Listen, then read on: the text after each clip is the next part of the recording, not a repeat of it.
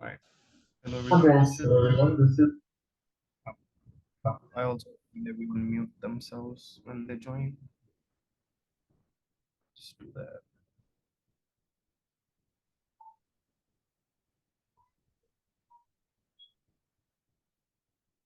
All right. Um, this first link over here will take you to the video lecture that we had in last week, right? So it will be a recording of last week's lecture. And then the second link over here is the more important one, I would say. And this is the Google Classroom link. So once you click on this link, it will take you to the Google Classroom that I just assigned, right?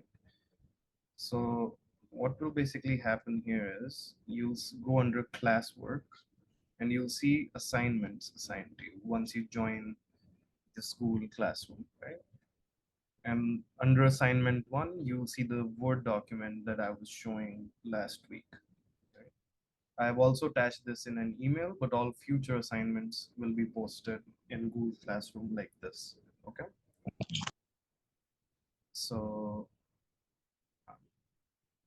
yeah, this is your first assignment. So let's have a quick look at how we can uh, go through with it. Right.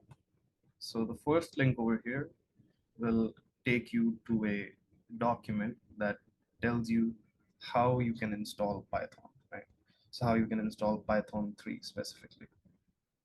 So when you scroll down here a little bit, you'll see there are a lot of table of contents here, right? So I would recommend if you have a Windows laptop or PC, you go to how to install Python on Windows. And if you have Mac OS, then Mac OS. If you have Linux, then Linux, and so on. You can even download it on iOS and Android. So if you're really strapped for equipment and you need to code on your phone, this is something you can look into as well, right? But I would recommend you use a laptop and um, preferably either Mac OS or Windows, right? Linux is fine as well. So if you guys have any problems while installing Python using these steps, please let me know. But let's just have a quick look at the Windows instructions as an example. So the first thing you can do is you can check if Windows already has Python installed, right? So I don't have Windows, but if you click on the Windows key and open PowerShell, right? And inside PowerShell, all you need to do is write this command, right? Python dash dash version, right? And once you hit enter, it will, if you have Python already installed, it will show you what version of Python you have installed, right? So that is how you can check if you already have Python installed. Now, if you don't have Python installed, it might throw an error, right? So in that case, what you would want to do is you would go for one of these three options, right? I would recommend going for the full installer from the python.org website. That's the most straightforward way, I would say, but all three of these methods should work. Okay. So I'll let you go through all of these in more detail yourself, right? I'm sure you'll be able to install this with uh, relative ease. If there's any problems, please let me know. Any questions so far?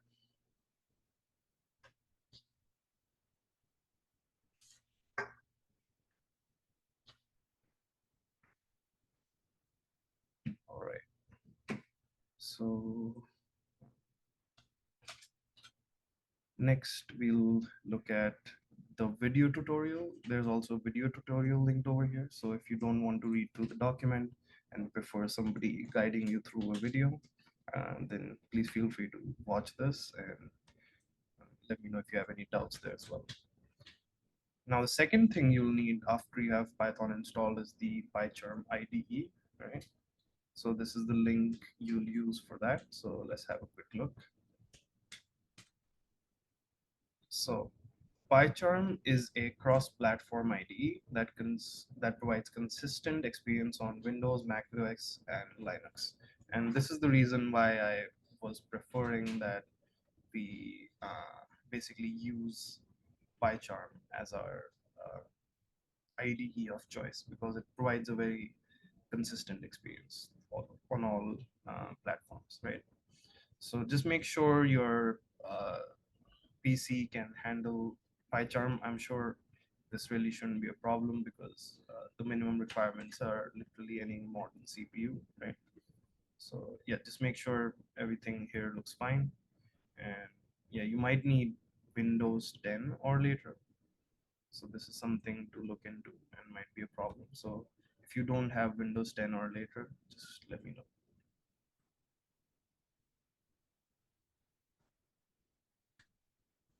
Other than that, you should be good. The Toolbox app is not required, but if you want to install it, you can go ahead, right? But yeah, once again, I'll let you go through the instructions in more detail yourself. But once you have it installed, right, as I showed you last week, you'll see a screen in PyCharm. So let me open PyCharm here. Right. So this is not the screen you'll see. So let me just close project.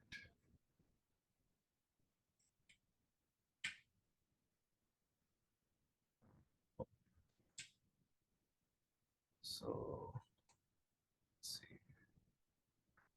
Yeah. So this is actually what you'll see on startup, right? Now, instead of all these projects being listed over here, yours will be empty because it will be your first time using PyCharm, right? So what you will do is you go new project, right? As we did last week, just rename it to something more useful, right? So let's say class of 2024, term one, and create our project, right? So as soon as you create your project, you'll see a bunch of windows, right? So first you'll see this tip of the day pop up. Oh, I don't think you can see my screen anymore. Sorry.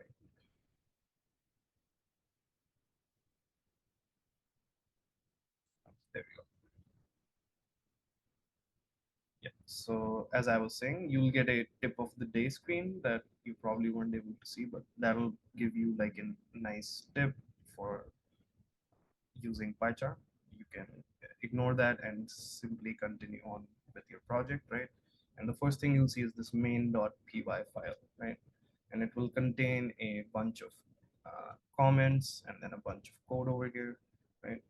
So we'll get to know what all of this means in a later lecture, but for today we can get rid of all of this, right?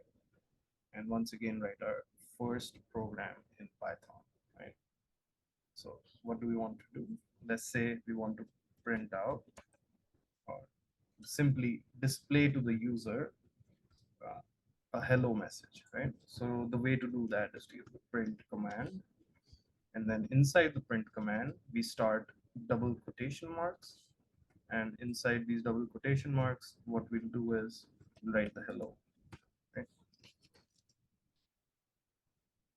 Now, if I hit the green run button over here, right, it will run this piece of code, right? So if I just hit this, as you can see over here, we get hello displayed to the user, right? So now let's have a quick look at all the um, windows that we see over here, right? So on the top left over here, we have the project window, right? So the project window will basically contain external libraries, right? So if you decide to install any packages or anything like that, those might show up in here, right?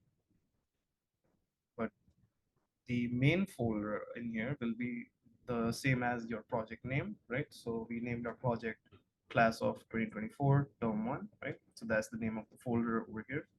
And this is what we call our root directory, right? And then inside our root directory, we have a VENVE folder, right? So this is your virtual environment folder. You don't need to touch this, and this is something PyCharm uses on its own, right? And this is your main.py file that you just edited and put this line in, right? So over here on the right, we have our actual IDE or our editor, right? And When we double click on a file on the left, it will open up on the right over here, and it will be in a tabular format, right? So if you have multiple files open, you'll have multiple tabs up here, right? Then over here on the top right, we have um, enable access and copy invitation. So this is more advanced stuff. So if you want to code with somebody, this is something that is a feature in PyCharm IDE. And if you want to explore it further, I'll let you do that on your own time. But for our purposes, we want to focus more on these buttons over here, right? So the first tab over here is our configurations tab, right? In here, we'll select which file we want to run. Right now, we only have one file, which is our main.py file. So we only have one configuration, right? We're just going to select that. And then over here, we have the run main, right? That means this button will run our main.py file. Then we have our debug main. So this button is used to debug our main.py file. We'll talk more about the debug button later, right? For now, you'll see it basically is just doing the same thing. So you can think of it as similar to the run button for now, and we'll go more into details about the difference between the two later on, right? Then over here, you'll see two grayed out buttons, right? So this is run main with coverage. So coverage is something we'll not be touching in this course. But if you have any questions after the course related to coverage, do let me know. But over here, we have a stop main button. So sometimes what will happen is your code might get stuck, right?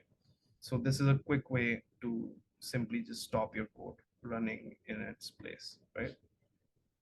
The code we've written right now is rather simple, and it doesn't run for long enough for us to be able to hit the red button, right?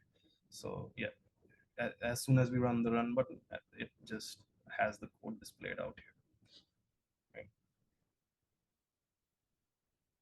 So we also already went through the windows at the bottom here, so I'm going to skip over those for now. But are there any questions at the moment?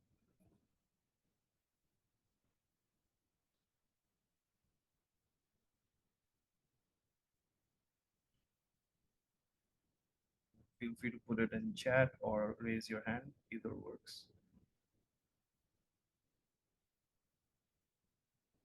And we'll continue moving on for now. So this concludes our revision of what we touched on last time, and hopefully you have a more clear understanding of how you can write your own Python program for the first time, right?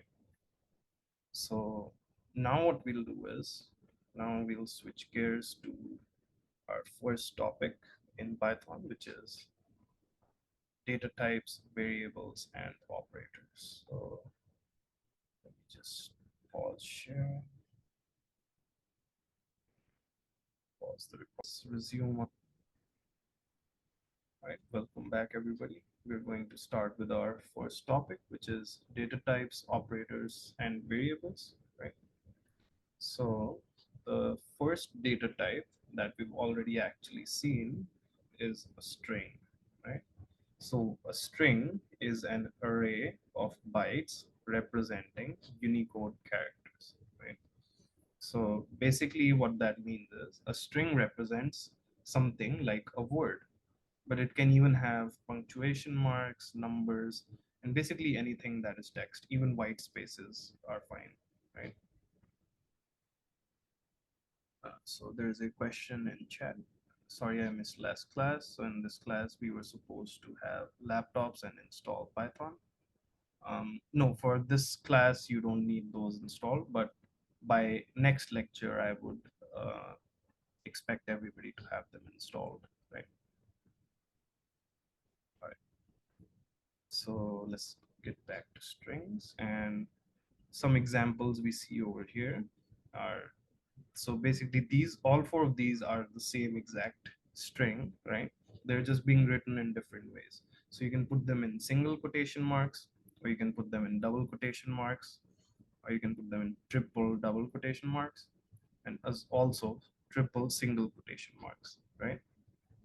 So there actually is a difference when you're using triple double quotation marks over the rest, right? So what I'm going to do is I'm going to let you guys try to find that out by just Googling it or trying to find out in some documentation. And yeah, if you guys don't can't find out, I'll let you guys know next lecture anyways, but just a little fun exercise here that I recommend you guys do. But yes, strings will basically represent characters or text, right? And let's have a look at where we've used this. So if we go back to PyCharm and we have a look at our print statement over here real quick. So if you remember, we used double quotation marks, right, to enclose the hello. Right? So hello over here is actually a string, right? So sorry. So hello is a string, right? And it is enclosed within double quotation marks. So instead of double quotation marks, we can also use single quotation marks. You just need to end it with the same thing, right? So if you start with single, you need to end it with a single. And then similarly, we can use the triple double quotation marks, right? And then also the triple single quotation marks, right? And if you try to run these, this will give you the same exact result, right? So if we have triple singles, it gives us the same result. Similarly, if we have doubles, right, same result. And then same for single quotation marks, right? So it's just four different ways of representing the same exact thing, right? And this is what we call a string when we want to represent something as it is, right?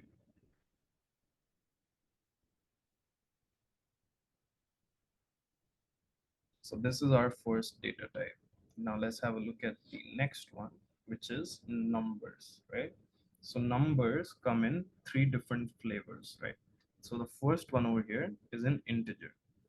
So if you remember from math class, right, an integer is basically a number which is divisible by one, right? So if you can go both in negative or in the positive direction, and it also includes zero, right? So there's actually a question for strings. So if you open with a single and close with a double, that would be an error. So yeah, that would be an error. So let's have a look at what an error actually looks like real quick.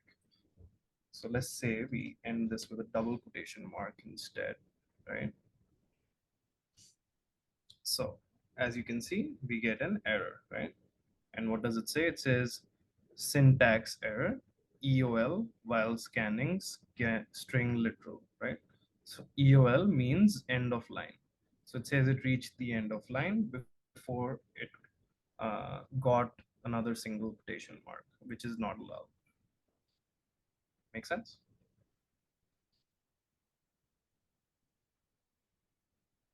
Yes, it does. Thanks. All right. So back to numbers. So integers will be our negative numbers, positive numbers, and zero, right? So something like 1, minus 1337, 45, minus 37, 0, right? And so on. Then we have our floating point numbers, right? And these will be our decimal numbers. So an integer can also be a float. So that's something to keep in mind, right? So sorry, a float can also represent an integer, right? It won't be an integer, but it can represent an integer. So I'll just show you what I mean in a moment.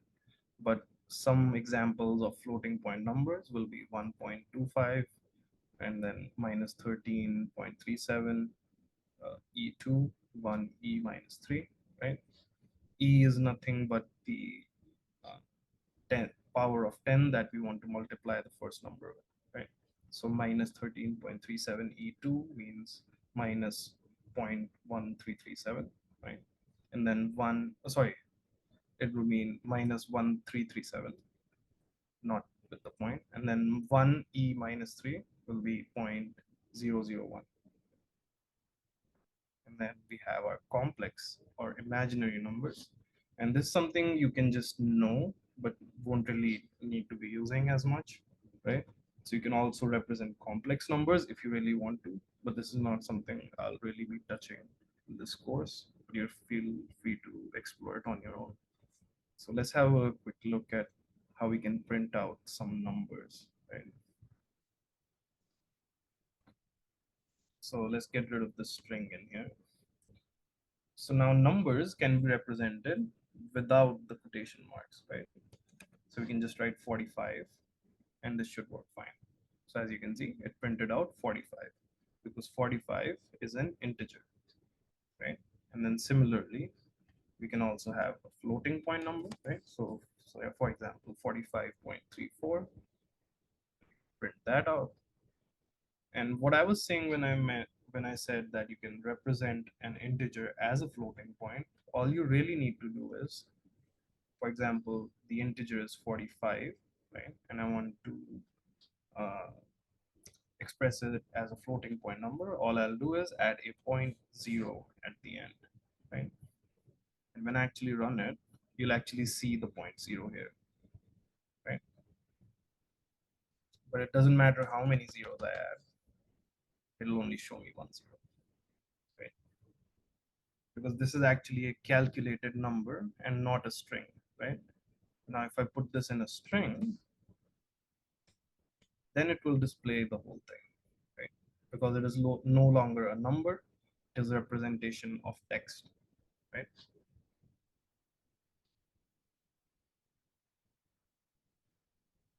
So we'll see more differences between strings and numbers when we get into operations.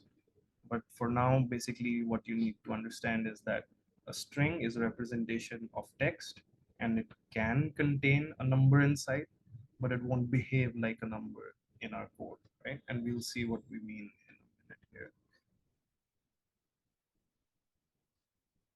So I have a question. What does the term built-in function mean? That's a good question. So the first point in each of these says built-in function, right? So basically the int function would allow you to convert something to an int, right? So if I go back to PyCharm here real quick. So if I was using like a really old version of Python, the correct way to write this would be something like this actually, right? So what I'm doing here is I'm converting this to a floating point, right? And then printing it out. So if I run this, it will basically give us the same thing as if I didn't have this over here, right? With Python 3, we can directly just write these down without any issues. So those built-in functions are kind of obsolete, but they do come in handy sometimes when you have a one type of data and you need to convert it to the other, right? So let's, for example, right, if we put this whole thing in a string, right, and then we try to convert that to a float, that is something that we can actually do. So if we do this, this also gives this answer. And what basically happened over here is it converted this string to a float, right? And then it printed it out. That's why you don't see the leading zeros in it. So yeah, that's what the built-in functions are for. Good question. All right, so let's So, move forward. Is there another question? um, yes, yes. There is a question. So I want to understand. You said integers can be converted to floats, Mhm. but can floats be converted to integers? So yeah, let's try that out. So that's also something I would also recommend is when you have a question like in Python ever and you're not in class, just try it out. So let's see. Right? If we want to convert a float to an int, right? So if we do 45.34, and let's say we want to convert it to an int, so what will happen is it will eliminate the decimal value, right? And just keep the whole value. Yep. Okay, So so is it like it operates on the principle of to the nearest whole number? For example, if so, like integer 45.34 will round up to 45. so if I do it with 45.74, it still gives us 45. So no, it doesn't round it up. What it will do is it will just simply eliminate the decimal point value. Okay, So when right, we right. go to operations, we'll see how we can conserve this remainder. So yeah, just hold on to your question till then. Oh, thanks. Yeah. All right, so next up, we have Booleans, right? So Booleans are a binary value. They can either be true or false, right? And they also have a built-in function, and you can convert 0 or 1 to true or false. Sorry, to false or true. 0 is for false, and then 1 is for true. Right? Let's have a quick look at some of these, right?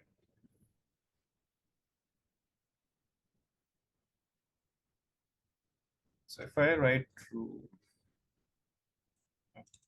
capital T, so you'll see as soon as I complete the word true, it becomes orange. That means this is a keyword, right?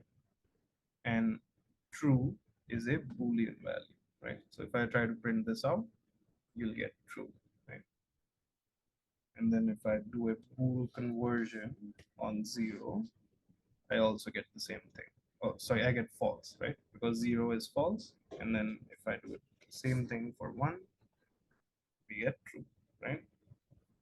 And then that's the general case, but even if you use a larger value, you'll simply just get true, right? So if you put anything in here that is not 0, you'll get true, otherwise you'll get false, right? And then you can also use various operators, right? So one operator I'll introduce before the rest is the less than operator, right? So if I say something like 3 less than 4, right? This is what we call a Boolean expression, right? Why? Because the outcome of this expression can either be true or false, right? And 3 less than 4 should be true, right? If I run this, we get true. We'll learn about more operators like this in a moment, but this is also something that will have a Boolean value, right? So in summary, a Boolean value is a value that can either be true or false, right? Any question?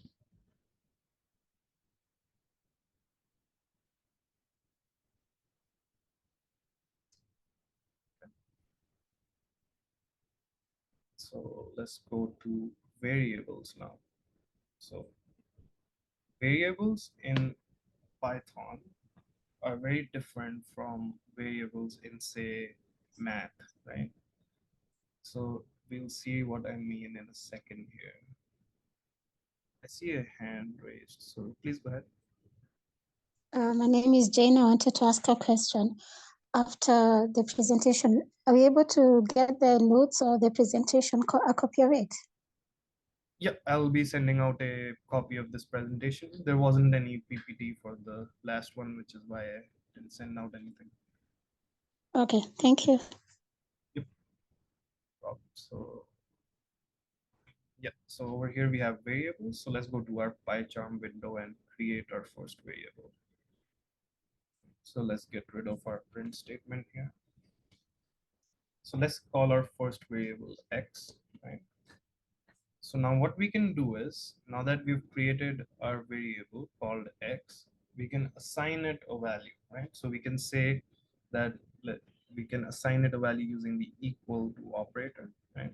And then if I say 3, now x will have the value of 3, right? So if I print x, what I'll get over here is a 3, right? And now variable in Python doesn't necessarily need to hold a number, right? It can hold any data type. So I can create another variable called y and actually store something like hello there. Right? And this is a string data type. And then I can print out y. So as you can see, we got our first statement printed out, print x, right?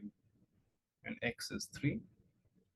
And similarly, we got our second print statement for y, and the value of y is hello there, right? And that's what we got over here.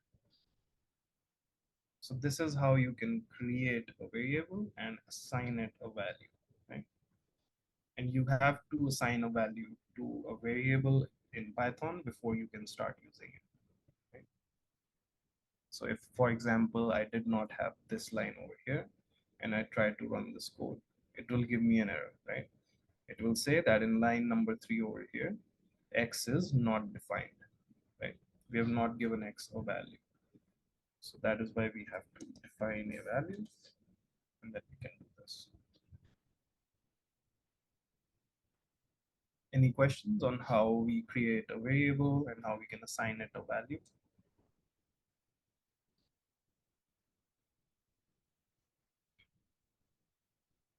All right.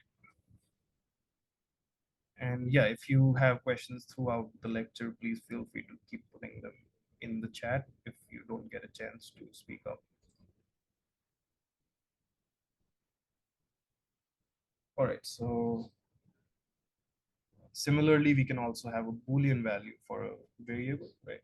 It doesn't necessarily need to be confined to numbers or strings, right? So up next, we have our arithmetic operators, right? So some of these you'll recognize instantly, right? The addition and subtraction are quite straightforward. Then for multiplication, we use the star operator, right? And for division, we use the slash, right? Then we have the modulus operator that we'll talk about in a moment here, represented by the percentage sign, right? Then we have the exponentiation operator with a double star. And then we have floor division, right? Which has 2 slashes instead of the 1 for division. So let's have a quick look at all of these. So let's create 3 variables, right? X equals 12, y equals 3, z equals 4. So the first operator we have is the addition operator, right? So let's just do a simple x plus y, get 15, right? Because 12 plus 3 is 15. And we can keep chaining these, so we can do x plus y plus z, and we'll get 90, right? Now you can also use this addition operator on strings, right? Now what happens with strings is they'll get concatenated. What does concatenated mean? You take the string that is first and you take the string that is second and you simply join them together, right? And you get a new string. So let's have a look at that. So let's call our first variable for the string, string1, and let's say this is hello, and then another string, string2, and this has the value there. Now if I do print string1 plus string, and I run this, as you can see, both the strings got added, right? And you'll notice I added a white space here, which is what is present in the middle here, right? So if I didn't add that white space, we actually wouldn't get it, right?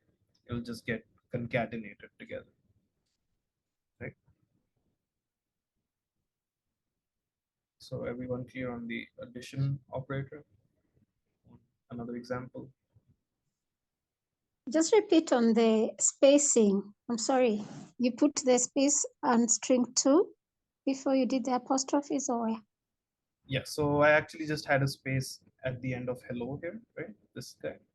And then when I run it, it gets added here. because Okay. it's a part of the first string, right? So there's another thing you can do which automatically adds a space, right? So instead of doing a plus, when you have two strings, what you can do is you can just add a comma in the middle, right?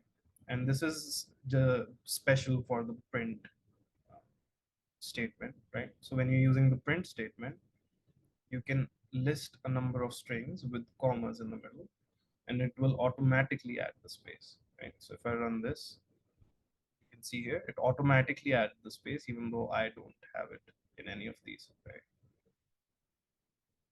So if you're using a print statement and you need to concatenate strings within it, this is an easier way to do it rather than having to add a space to each string, right? So let's go to the subtraction operator now. So the subtraction operator obviously won't work on strings since that doesn't really make sense, but we let them be here and I'll just show you the error we'll get. So let's do x minus y first. And as you can see, we get 9 because 12 minus 3 is 9. Then let's try to subtract the strings and see what we get.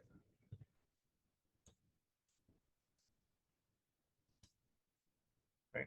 If I try to do this, as you can see, unsupported operand type for subtraction, string, and string. So basically what that means is you cannot use the subtraction operator on two strings, right? So if you try to do something like this, which is not allowed, the code will simply warn you. So just don't be afraid to make any uh, errors when you're writing your code. That's just a natural part of it, right? Then when you're so this is all about the subtraction operator. Are there any questions here? Okay. So next up we have these multiplication operator, right? So once again, you'll get the same error if you tried for string. So I'm not going to do that anymore. We'll simply do x times y. Right? So this star operator is our multiplication. We do this, we get 36, which is 12 times 3, right? And then similarly, we have our division operator with the slash. So let's do Z. Then if we try to run this, we'll get 3.0. So what you'll notice here is it gives us a float, even though the two values we provided to it were ints. So division always returns a float, whether or not you're using integers inside, right? So just something to keep in mind. Then we have our modulus operator. So to show the modulus operator, I'll create another variable called w with value 7. So basically what the modulo operator does is it gives you the remainder when you divide the first with the second number, right? So if I do x modulo w, right? So that will be the remainder of 12 divided by 7, right? And that should give us 5. So let's remove these two lines. And here we get 5, right? So 5 is the remainder when we divide x with w. Right? Everybody clear on what the modulo operator does? It's Or not clear, clear? but then that looks like a subtraction. Like the way you've explained it, because it's So, like okay. Yeah, so 12, let's bigger mhm, example. 12 Make it, modulus W is like 12 minus 7. yeah, so let's make it a bigger number, right? Let's make it 100. So if we do 100 modulo 7, right? So let's see what we get. We get 2. So what this means is when you divide 100 by 7, you get a remainder of 2, right? That makes sense? No. If you want to see the quotient, get this, right? So This is floor division, right? Mm. So 7 times 14 gives us 98, right? And then we are left with a remainder of 2. 2. Okay. So this is floor division. What this basically does is gives you the integer part of the division and doesn't do the whole long division process, we can say. And then the modulo operator gives us the remainder, right? Okay. Okay. Okay. I understand. So basically, floor division will give us the quotient, and this will give us the remainder during division, right? Anybody else have doubts on that? My question is on something just a bit different. I missed the first class. Maybe you'd have explained it, but I just wanted to ask, why is it that you have to put print before anything that you're working on? Yeah, so print basically displays something to the user, right? So even this is part of our code over here, but over here we're simply declaring variables and assigning value to them. And over here, we're telling the code, okay, this is what we want to show the user, and this is what we get over here, right? We don't get anything from the first 4 lines. Oh, okay, thank you. Yep. Basically, how the code will, oh, it's like somebody needs to be muted there. Okay. So basically what happens is how the code works is it will first go to the first line, right? And it sees, okay, x equals 100. So it will simply assign this value. There's no print statements here. So it goes to the next line, right? And then it does the same thing for these 3 variables. It simply assigns the value. There's no print statements, so nothing to display to the user, right? Then 5, 6 are empty, so it keeps going. Then goes to line 7. It reaches the print statement, and that's when we get our 14 out here, right? And then similarly, it goes to line number 8 and it sees there's a print statement and it prints whatever is inside, right? Which is the value 2 when solved.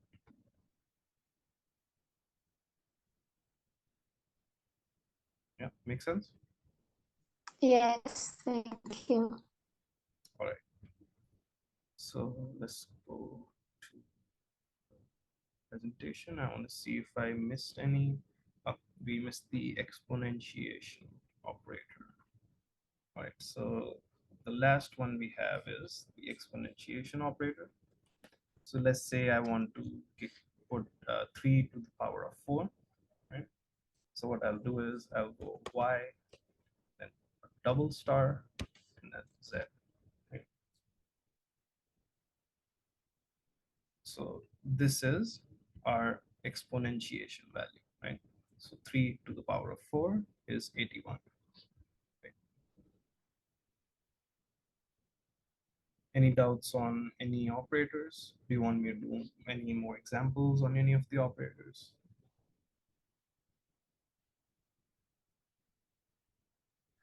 So what it means is if we want to, let's say just to raise it to 2, we have to define a variable that is equal to 2.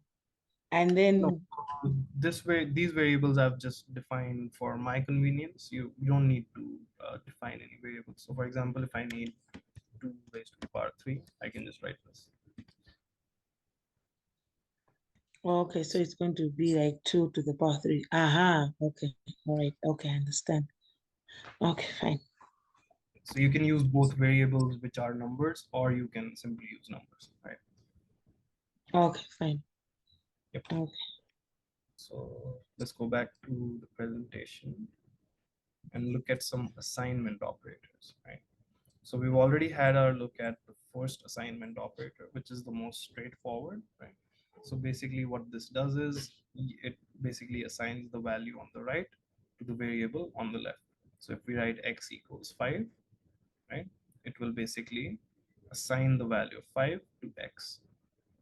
Now let's have a look at all of the rest of these in PyCharm. All right. So let's say I define an x which has the value of 1. So this is our standard way of assigning a value, right? And if I print out x right now, it will show us 1, right? Now let's have a look at the first step here, right? So before we do that,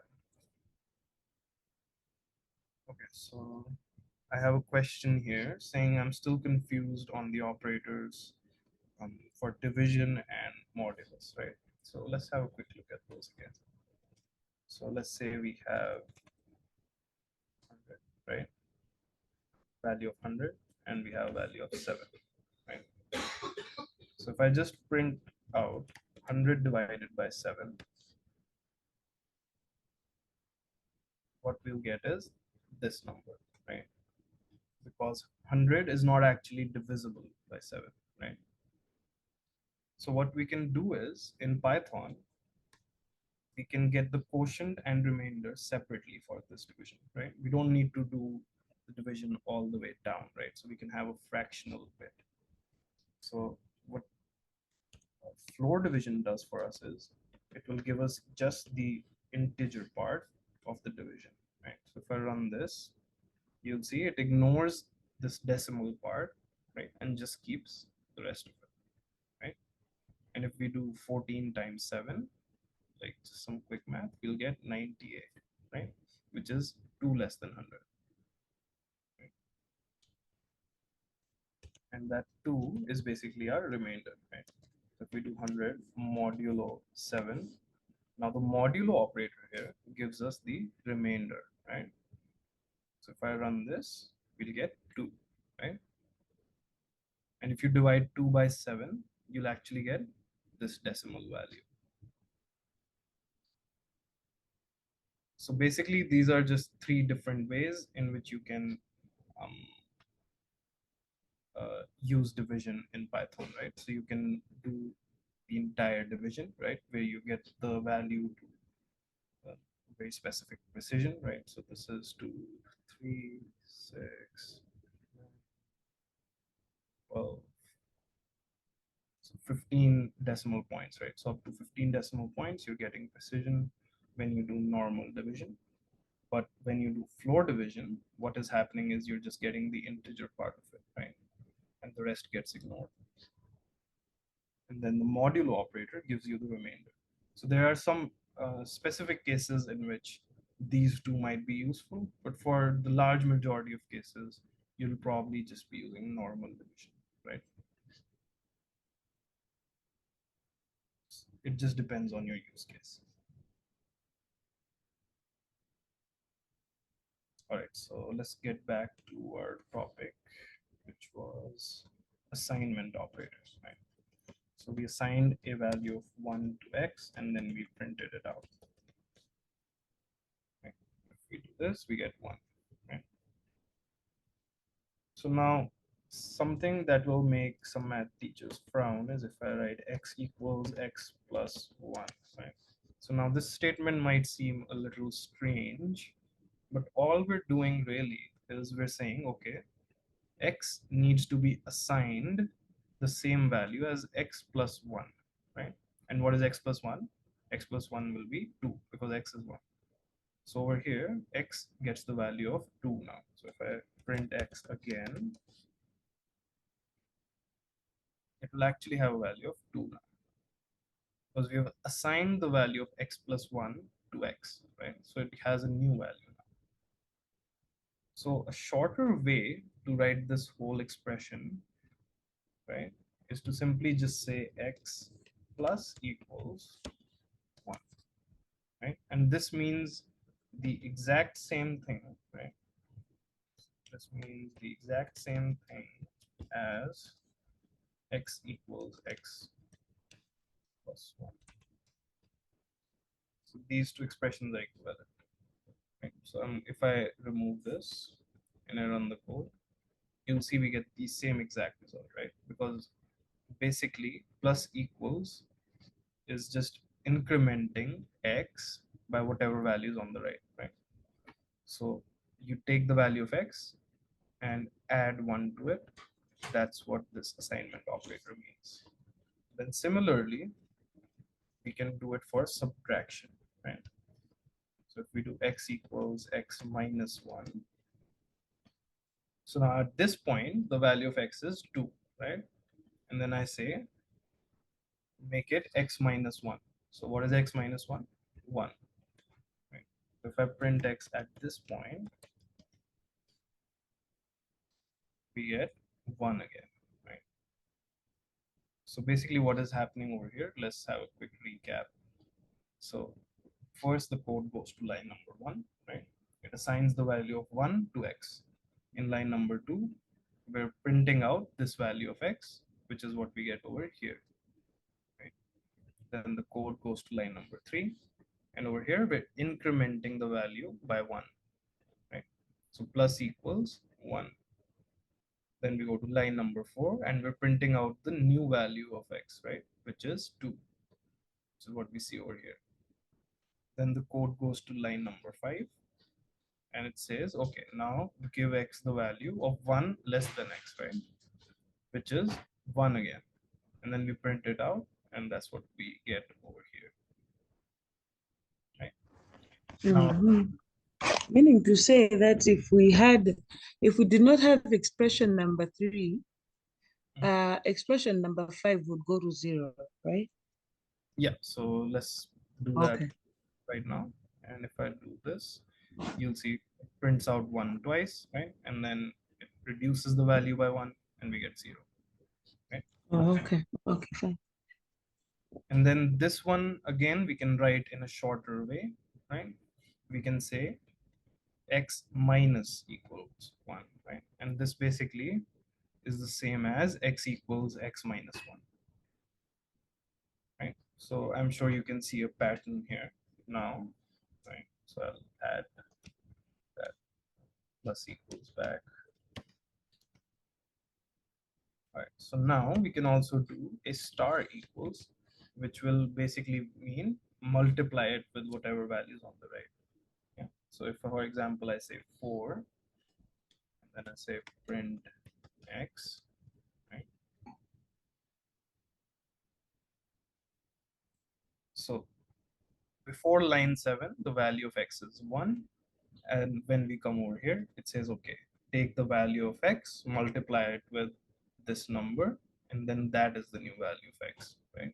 So our new value for x is 4, and that's what we get in this print statement down here, right?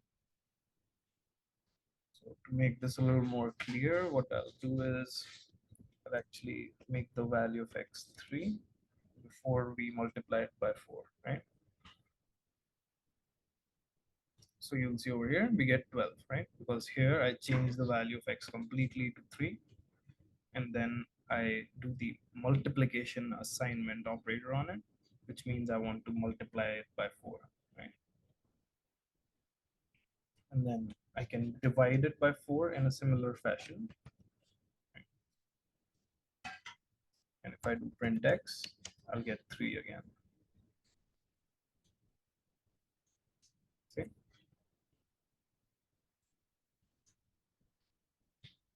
And then similarly, you can do it for all the other arithmetic operators as well, right? So I'll let you try that on your own time.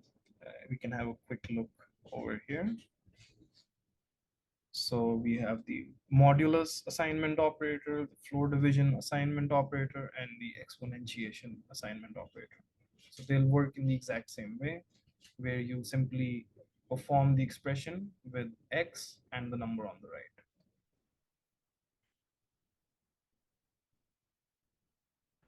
So these are bitwise assignment operators, right? So these you need to just know that these exist. And for now, these are a little bit too advanced, and I wouldn't really recommend using any of these. But feel free to have a look in more detail in your own time. Just put this here for 10 seconds so you can absorb it.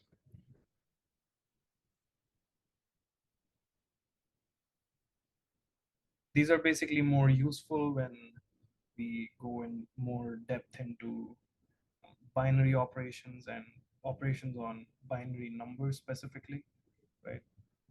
And that's where we get the shift left on over here and the shift right and or and so on. These are not really very useful for our purpose. So now we'll have our comparison operators, right? The comparison operators will give us Boolean expressions, right? So we've already had a look at the less than operator, and now let's have a look at the rest of them. All right, so let's get rid of all of this and let's create two variables, right?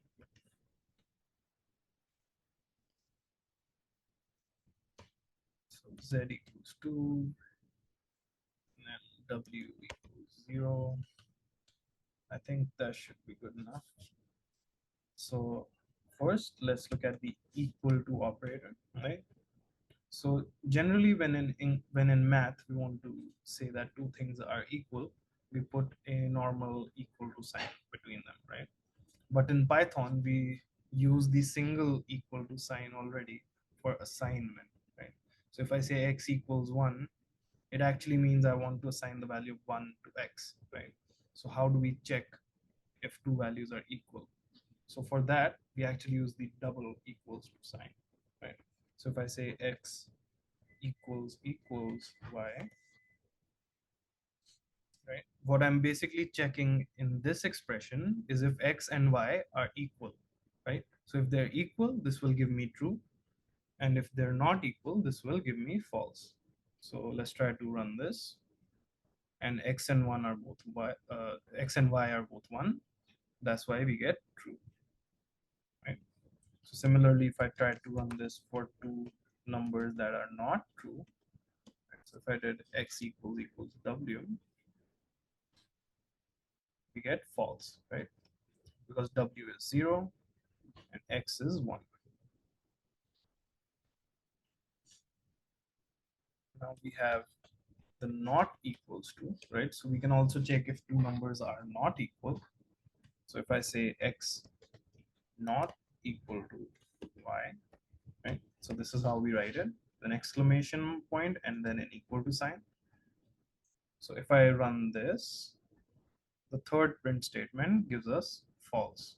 Why? Because 1 and 1 are equal.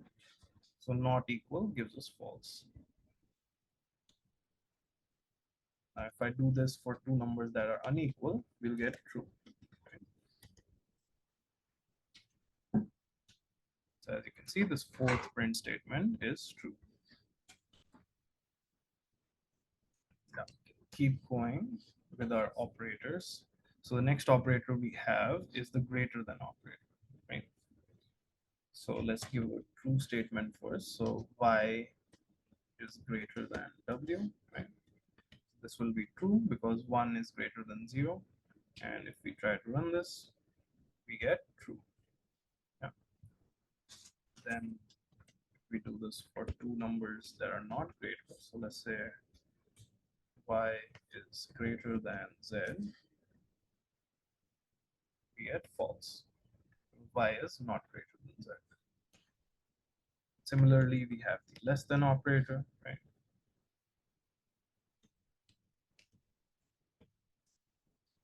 For this, we get true. Similarly, if I run this, I'll get false, right? Then we have greater than equal to, so that will check if both it is greater than or equal to, right?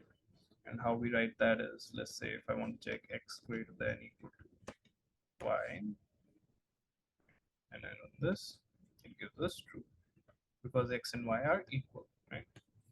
And it will also give us true if the left side is greater. So if I do z greater than equal to x, I get true, right? Because z is greater than equal to x. But if I do it for something that is less than, so if I do w greater than equal to x, I'll get false. Right? And then similarly, you'll also have less than equal to, which is written in a similar fashion, right? So any doubts with the comparison operators?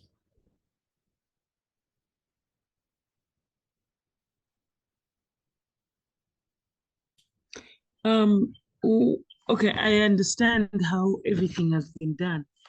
But then I remember when you were giving an example of with the Boolean, not the Boolean expressions, but where you would write bool in brackets, let's say 1, or bool in brackets 3. Is that applicable in this example? Yeah, so Because basically, Mhm. yeah, so those are those cases are not really applicable to us right now, where we'll convert number values to bools, right? Right now we're just comparing two numbers and seeing if those are true or false. So we don't really need to convert it to a Boolean value, since this is already a Boolean value, right? This expression will return a Boolean value because it can either be true or it can be false. It can't have any other value. Okay. Thanks. Make sense? Yeah. So we go back here.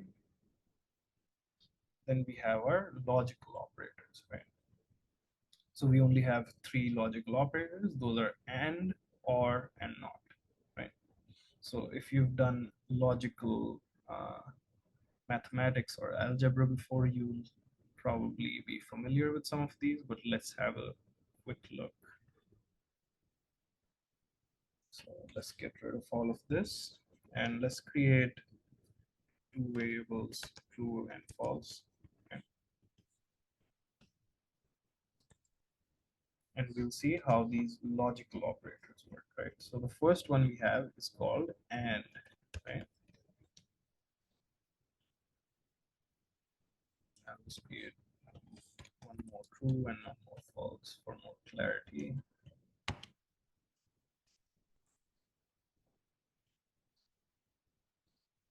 So now what we can do is, if we have two true values and we do an AND operation on them, we'll get true, right? So if we have X and W,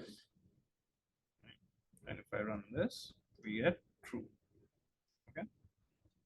If we have one true and one false, we'll get false if we use the AND operation. So if I do X and Y, we get false, right? Similarly, if the second one is false, so if we do Z and W, right, this will also be false, right? And then if both are false, then it will definitely be false, right? So if you have Y and Z, this is false, right? So this is the AND operation. Then we look at the OR operation. So I'll just copy all of this. Just replace it with ORs. So what the difference between an and an or is that in an or operation, what happens is, even if you have one true, the entire statement becomes true. Whereas in an and operation, you need all the statements to be true, right?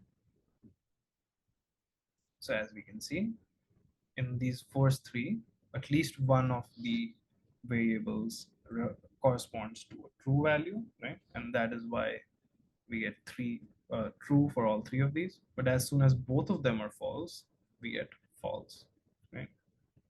But when we were using the AND operation, we only got true when both of them were true, right? If even one of them is false, the AND operation becomes false, right? And then the last one we have is the NOT expression, and that's probably the easiest one, since that will simply reverse whatever values in front of it, right? So if I say not X, it will say not true, which is false, right? That's what we get down here. Similarly, if we do not Y, we'll get true, because not false is true. Are these expressions clear?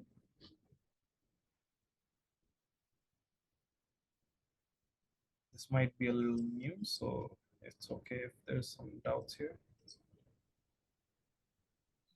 So basically, not is the opposite of that of our variable. Yeah. So if, Oh, for example, we have false in front of it, sorry, if we have true in front of it, right, it will simply flip it. So if we have true, it will become false. If we have false, it becomes true. so there's no way you can there's no comparison between variables. For example, let's say on 16 to say print not x, not x, not y. It's not possible Like that. to, yeah, that's So not if you an run expression. this, yeah, it will just say invalid syntax because there's no way to join these two, right? So you can't say not x, not Okay. y. Maybe you can say not x and not y, right? That's a valid expression.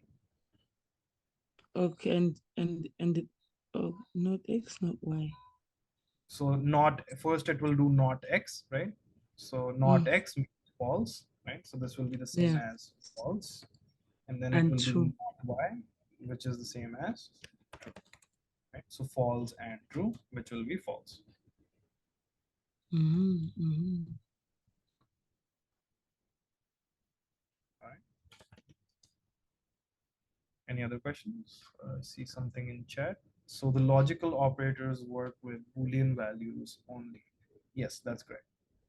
But once again, you can use them with numeric values and it will implicitly convert those numeric values to bools as we saw. So it will treat zeros as false and in everything else as true, right? So you can use them with numbers. I would just recommend you don't do that because it could lead to some confusions in how you wrote your code, right? So they're meant to be used with Boolean values, but they can be used with numeric values.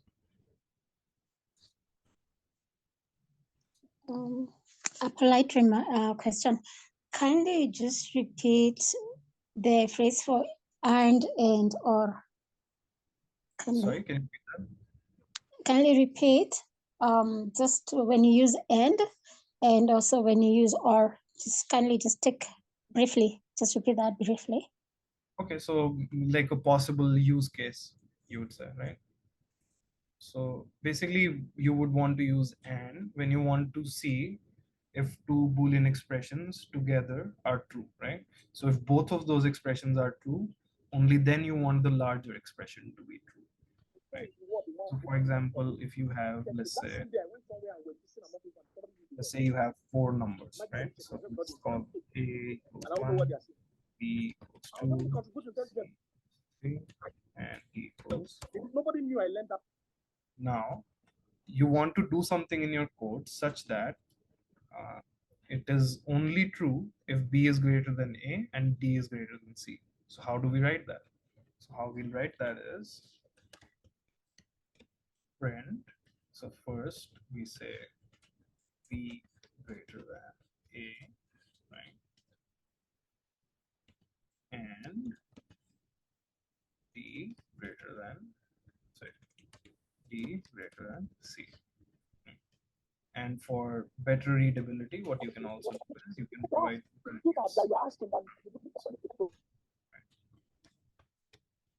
So what this now will do is it will basically check if both B is greater than A and D is greater than C, right? And if both of these expressions are true, only then we'll get our true printed out, right? If we run this, the first one we have is true, right? Because both B is greater than A and D is greater than C, right? Now, if I make one of them less, right, and I try to run this code again, now we get a value of false because D is no longer greater than C. So this whole expression becomes false, right? Similarly, we use or when we only want one of them to be true.